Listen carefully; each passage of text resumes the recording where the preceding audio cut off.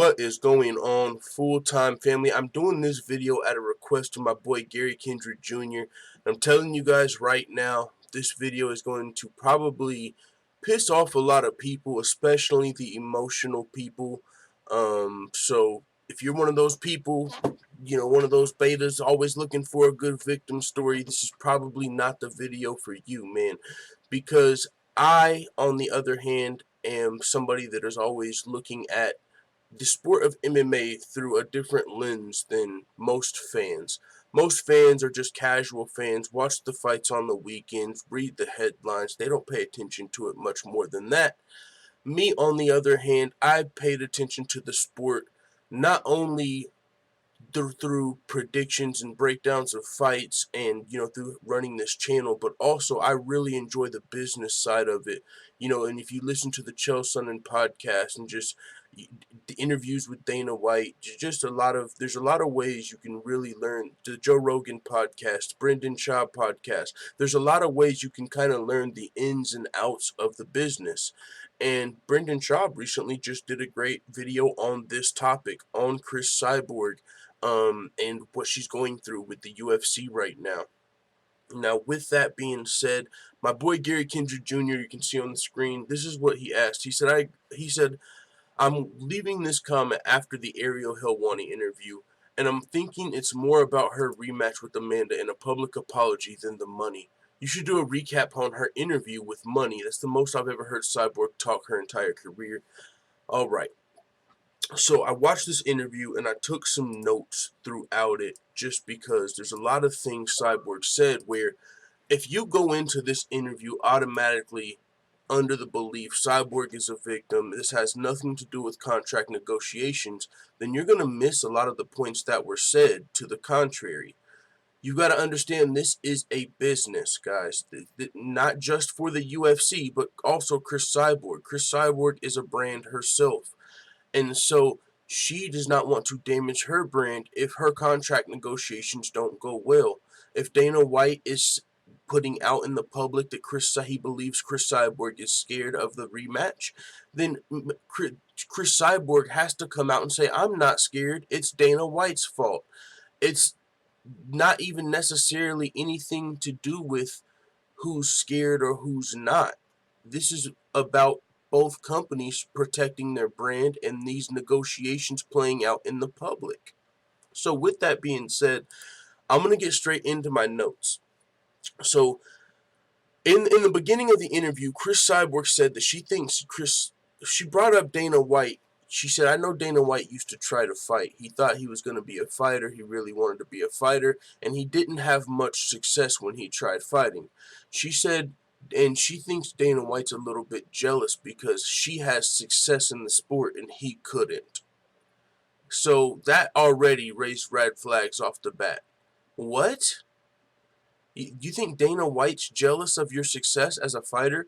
Well, then why wasn't he jealous of Ronda Rousey's success? Why isn't he jealous of Khabib's success, Daniel Cormier's success? Dana White is not just jealous of all the fighters that have success, you know what I'm saying? So that already, I came into this also, I gotta keep it 100% honest. I came into it a little cynical because I've always looked at it as a business. And I know, just from a business perspective, Cris Cyborg gambled on herself essentially and lost that. When she lost to Nunes and she hadn't had a new contract signed before that, that's the way the sport is ran. And whether it's ethical, whether the fighters get paid enough, that's a whole nother conversation. But in the current state we are in now, how the UFC does business, they're not doing it any different with Cyborg than they do with a majority of other fighters. Not all, but most. There are some fighters that walk away happy, sign with Bellator, and there isn't this public spat. But Cyborg in the UFC, and what's another thing she's talked about, they have kind of been going at it since the Strikeforce days.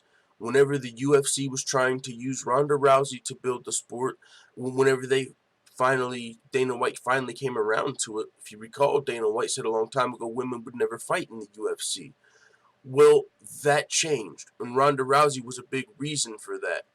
Now, you've got to use a lot of information to come to this conclusion. So now, listening to the Brendan Schaub podcast, he talked about how if you are the UFC and you are trying to grow your sport, it makes sense what they do when they promote Ronda Rousey's and Paige Van Zandt's and all of these just marketable people, whether it's guys or girls. You know, guys like Johnny Walker and Cody Garbrandt, why do they get opportunities over some other fighters? Well, Brendan Schaub put it in a great way, especially in women's MMA because it's a lot newer. When you're trying to grow the sport, you want girls that are watching at home to look at that and say, oh, I can do that.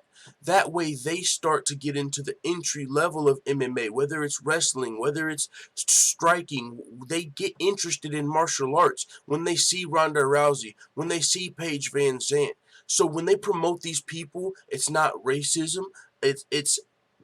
And that's another topic. I honestly don't think none of this has to do with racism as much of a natural bias. I would like to discuss a natural bias on another video because that comes into judges, that comes into business and everything. You know, there is a natural bias people have. But that's another conversation for another day. But when it comes to just promoting, you want girls at home to watch and say, oh, I can do that too. Look, Ronda Rousey's doing good. Paige Van Zandt's doing good. These girls are having success in the sport. I can do it too. When they look at Cyborg, they're like, oh, God, I don't want to be in there. I could never do that. I don't want to get knocked out by Cyborg in 3 seconds. Like, I can't do that. That's why girls like, it's not just Cyborg, even Amanda Nunes. People are acting like Dana White and Amanda Nunes have some great relationship. That's never been the case. Amanda Nunes she goes through the exact same thing as Cyborg minus the dick comments from 5 years ago. And by the way, those comments were made 5 years ago. Why are they getting brought up now? Why wasn't Cyborg talking about those before the lead up to the Amanda Nunes fight? When she was saying, oh, Amanda Nunes is scared to fight me. Come on, Crayonte. How come she wasn't pissed off at the UFC then? Because it wasn't time for contract negotiations. This wasn't out in the public. And so that's why a lot of this coming up is coming up now instead of then. Before Cris Cyborg lost to Nunes, everything was well. We weren't hearing about none of this bullying, none of this sexual harassment. We weren't hearing about any of this before the knockout and contract negotiations. It's only now that it's time for contract negotiations and Cyborg might not be getting the money she wanted, which she did also say in this interview. Ariel Helwani made sure to point out, he said, it's not only about the 6 fights, right? It's also about the money. If they were paying you what you thought you were worth, you would be happier with it. And she said, yeah, it's also about the money. So with that being said, guys, this is a business. If you're on the it doesn't matter, even in the professional sports where they do make what they are worth, and like the NBA and the NFL, where they make 50% of their TV revenues and all of these brand deals, where they actually make millions of dollars. At the end of their careers, their contracts are less. They get paid veteran minimums. Instead of getting paid $20 million like they were in their prime, they only get paid $1 million. It doesn't matter what sport you're in. When you're at the end of your career, you get paid less. Cris Cyborg is at the tail end of her career, and if you looked at her last 2 fights, she seems to be on a decline. That does not play well into contract negotiations. For one, she got starched by Amanda Nunes. And then in her second fight, yeah, she dominated Felicia Spencer as far as it's a unanimous decision, but everybody expected Cyborg to finish Felicia Spencer. I mean, anything can happen in MMA, but Felicia Spencer was only 7-0. I even hear Cyborg fans saying well, let's talk about what Felicia Spencer did bad. She had sloppy striking and she couldn't get a takedown. You guys, that's because she was supposed to have sloppy striking. She's only 7-0. This fight damn near shouldn't have been sanctioned. She was supposed to go in here and get ran over. The only reason this fight got sanctioned is because she was undefeated, and Cyborg's not the champion anymore. They're not going to let Cris Cyborg in her prime fight a girl that is 7-0 if she's the champion. They probably would not sanction it. So the only reason that fight was sanctioned is because Cyborg had just got knocked out and that Felicia Spencer was still undefeated. But Felicia Spencer, of course she had sloppy striking. She's new to the sport. She's not even a great wrestler. They were like, whoa, Cyborg's wrestling defense looked great. That's not what happened, guys. Because Felicia Spencer's not a wrestler. She's got good jiu-jitsu. It's not like she's got some Tatiana Suarez level wrestling where she was supposed to come in here and just take Cyborg down 10 times. Her only chance was to pull off a submission. And if you can't take the fight down, you're just going to get punched in your face all fight. And so people expected Cyborg to be able to finish her, but instead, Felicia Spencer cut her open in the first minute, a nasty gash. And on top of that, she was landing combinations throughout the fight. People did not expect that. People expected her to get finished early. Cyborg to have a dominant statement win. Boom, knock this girl out. I'm ready for my title shot. And instead, it was more competitive than people thought.